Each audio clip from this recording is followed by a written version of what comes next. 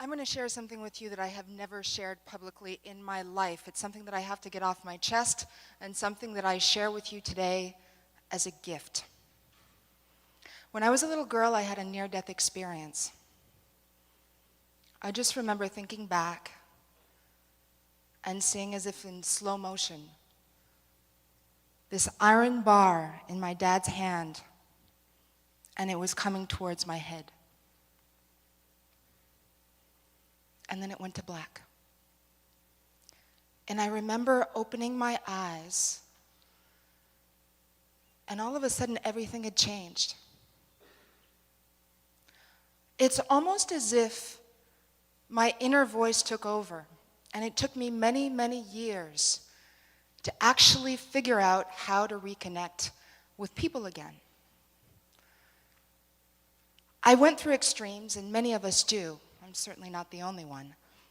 But in my case, I went from the Mojave Desert to a place that had snow. I went from pledging allegiance to the flag of the United States of America to saying, "Je me souviens," and "Merci beaucoup." I went from being an isolated child who was not allowed to have any friends at home. In fact, I didn't even have any friends, to being surrounded by kids in school. And these kids all seemed to know each other. They all had the same backgrounds. They'd all grown up together. And here I was, terrified. I went to 19 schools before I was 19 years old. Again, a gift. I learned how to better understand the idea of community because I craved it so much. I realized that what seemed like chaos, and if you've been to high school, you know what that is, that fear, that terror, that wanting to fit in. And you've got the athletes, and you've got the intellectuals, and you've got the creatives, and you've got the goths, and you've got all of these people that all seem to have their own place in the world. And every single time I'd step in and think, okay, here I go. And something else would kick in. This innate ability that actually came from my experience with abuse. See, what happens when you're an abused child is that you're always aware of your surroundings. You're always listening to see if those footprints are going to bring danger. You're always aware of shifty eyes, of people lying. You're surviving. And it turns out that that pattern recognition also works in community building. So I noticed the patterns of interactions between the different cliques, between the different kids, and the fact that they all spoke the same language to each other. But for whatever reason, once they tried to communicate between the cliques, the language would change, and most oftentimes the message would not get from one group to the other. And so I became the great translator. I'd be the one who'd go from one group to the other and kind of break it down for them, and I realized at the end of the day, this is why they liked me. They didn't like me because of the way that I looked, because of where I came from, because of anything about my background. They didn't know anything about my background. I didn't stick long enough for them to find out. What they liked is that I genuinely paid attention, I listened, I cared to what they had to say. And granted, it was very selfish. I just wanted to fit in. I just wanted to have friends. I just wanted to know what it meant to be part of a community, and then the community within the community. One day, 3 boxes arrived at my house, and in that first box, which was anonymous, were some clothes. And the clothes actually fit me. You see, during that period, I had also grown 14 inches in 1 year. I was 16 or so. I was already 6 foot tall. In fact, if you ask my mom, she'll say I was 12. I was taller than the students. I was taller than the teachers. I was taller than just about everybody, and most of the time I still am. But those 3 boxes of clothes fit me. And for the first time, I felt like, wow, these people maybe want to help me, want to be my friends, want to connect with me. And it didn't matter who it came from, because that appreciation I would give back to anybody that crossed my path. I was so grateful to feel like I had finally connected. And the kicker was that one teacher. That one teacher who spotted me at the back of the room. Every single class, I would hide in the back, hoping, wishing, praying he would not ask me a question. And sure enough, he didn't. He never picked on me.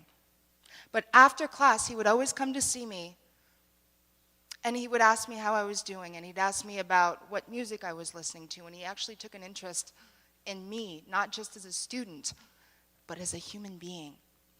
And that teacher also realized that I was good at something that I didn't know that I was good at, which is mathematics. In fact, he recommended me to the mechanical engineering department at the local university. I was still in high school, and there was no way that I would have ever applied to something like that, because I had absolutely no confidence in myself whatsoever. In fact, I had no true sense of self until the day that I actually went to that university. I ended up in the sub-basement surrounded by a bunch of guys, as geeky as it gets, and they came from a cross-discipline of different schools. They all seemed to want to work on this overarching idea. We were working on mini Baja vehicles, amphibious vehicles, and racing them, and I was doing all the database work, and I loved it. I loved it. I loved not only the work that we were doing, but the fact that once again I felt like I was actually part of a community, and this time I was contributing to this community. And that community extended well beyond the people that were actually in that sub-basement with me. It extended to all of these other universities that were also on this crazy thing called the World Wide Web. And I thought, wow, I think I've actually found my voice for the very first time in my life. And part of finding that voice was finding my digital voice. So a few years later, I ended up not only becoming like brother and sister with most of these people that worked with me, but they also became my friends and, by extension, my mentors. And I realized that with the technology that we had at hand, it didn't matter if I lived in a tiny town called Ville d'Anjou in Montréal-Est, Quebec. What mattered was that I was reading all of these great articles in newspapers and reading books and hearing about ideas, and that I had the potential to reach out to these people even if they didn't know me, as long as I found a hook, something that would get their interest. And so I tell them about my hypotheses, about their big ideas and what I thought about their books. And sometimes they actually responded to me, and when they did, it was such a gift, because again, I felt like I was connecting. And these people, whether they realized it or not, became positive role models. They became my digital mentors. And TED acted that way as well. Here I was helping to produce this conference that everybody was talking about, all because one man, the founder, Richard Saul Warman, had been introduced to me through that same group of people, and next thing you know, I'm standing amongst luminaries. Now, granted, I'm not presenting, I'm just helping with the technical stuff on the back end. But I couldn't believe that I was lucky enough to be so well surrounded. And again, all of those people, at least in my mind, became my mentors, because every time they smiled at me, every time they waved, every time they answered my questions, they reinforced this notion that I was far more than I ever gave myself credit for. Well, the good news is that I also noticed another set of patterns amongst all of these incredible people. The fact that each and every one of them had committed themselves to adding value to their communities. It didn't matter how well known they were. In fact, the more well known they were, the more that they tried to add value, if only because they didn't have anything to prove. They dropped the mask, and what you saw was what you get. This idea that as they contributed to the people around them and built up their social capital, people would begin to talk about them, whether they were there or not, and talk about their ideas. And so their social capital started extending into the culture. And when you start adding your social capital and your cultural capital and amplifying it through digital technologies, you get the most incredible results. Now, brands and companies know this. They've been investing very, very heavily in this thing called social engagement. Social engagement is when you use multiple channels of distribution to reach multiple audiences on the internet. And so most people will think of Facebook, Twitter, LinkedIn. Well, if you look at this particular study, this was done 2 years ago, and essentially it went through the top companies in the United States and correlated their social engagement, i.e. the number of channels that they reached out to their audiences, with their return on investment. And I'll show you those numbers in a moment. The companies that actually did connect with their multiple audiences, and not just in a one-way fashion, but a two-way fashion, where they actually started co-creating products together, co-creating what the brand meant together. These are the companies that did the best on a financial level. And think back, we're talking in the last 2 years, some of the most difficult economic climate that you could possibly imagine. Now, of course, most brands and most companies that you know are on Facebook, they're on Twitter, they're all over the place, right? They're on the social web, and not just here in America, all over the world. And of course, those numbers are growing every single day.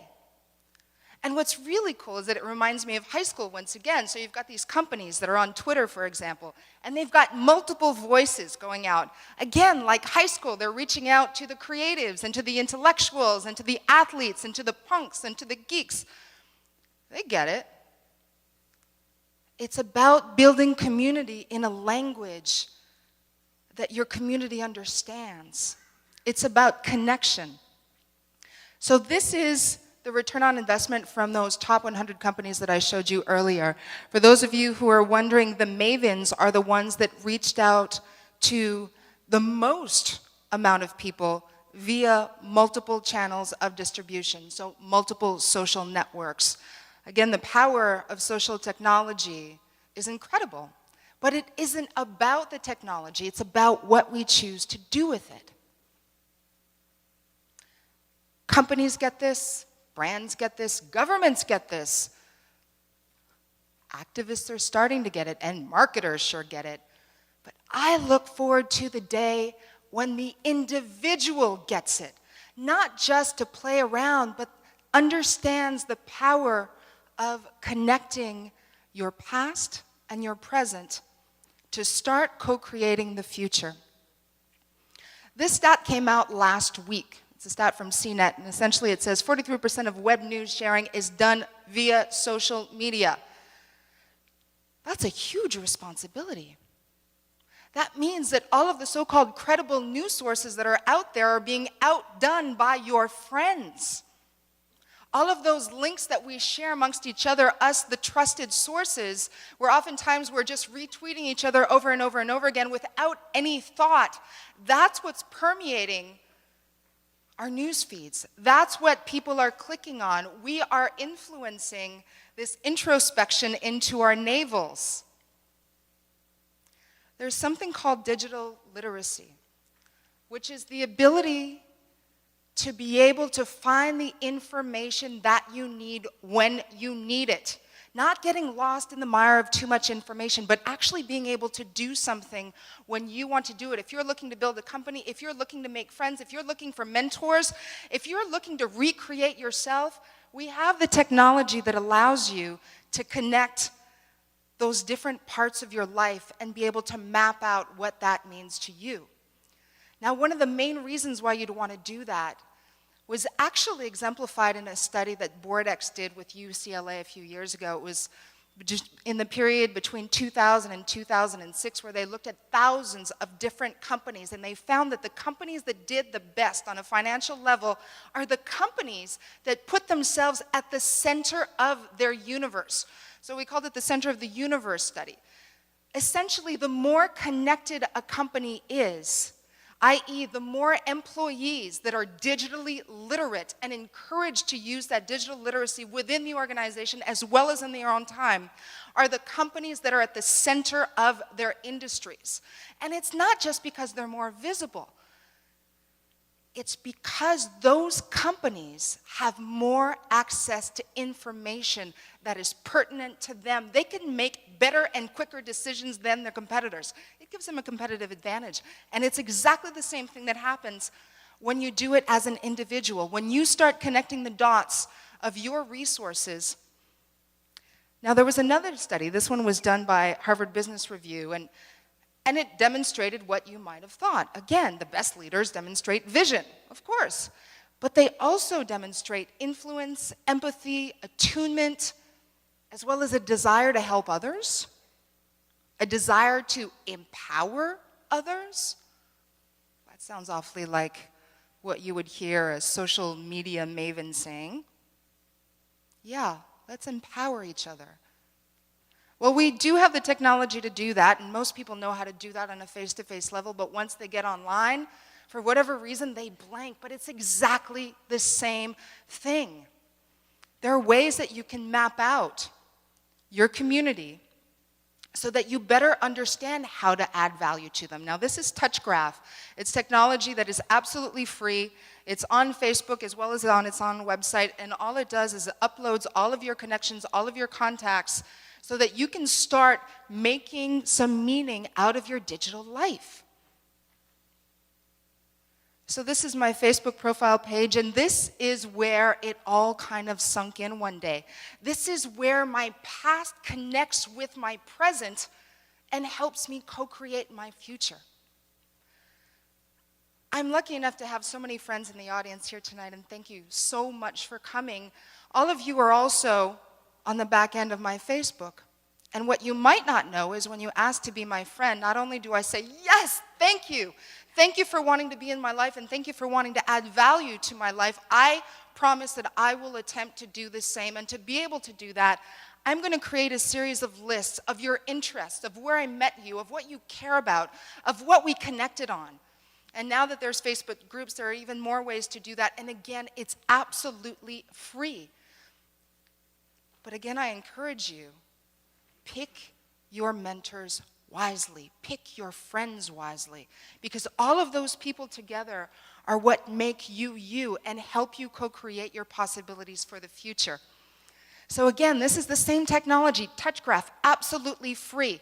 In this particular case, you can break it down by category, industry, but you can be a lot more granular than that if you start playing with the technology itself. But I invite you to look towards your past, connect it with your present, and co-create the future, because you know what?